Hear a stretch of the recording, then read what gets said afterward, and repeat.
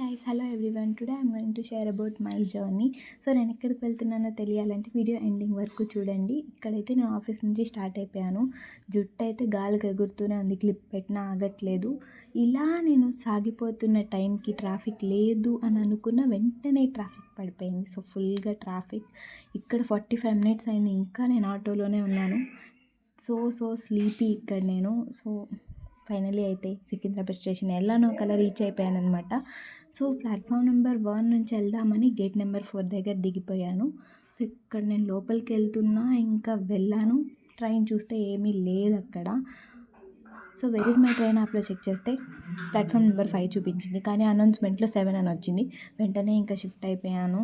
So నా దగ్గర ఏదో ఒక స్నాక్స్ ఉంటే దాన్ని తినేసా. ఇక్కడైతే నేను పైకి ఎక్కేసాను. ఇప్పుడు చాలా అయితే ఫుల్గా ఉంది ఇక్కడ. నాకు ఇలా నైట్ వ్యూలో, పైగా ట్రైన్లో చాలా చాలా బాగుంటుంది. సో ఇక్కడైతే మార్నింగ్ అయిపోయింది. వెంటనే ఇంకా నేను లేసేసాను 5 అంతా. ప్రజెంట్ అయితే నేను పాకాల్ జంక్షన్లో ఉన్నాను. ఇంకా వెంటనే ఇప్పుడు నేను ఫైనల్లీ రీచ్డ్ టు తిరుపతి.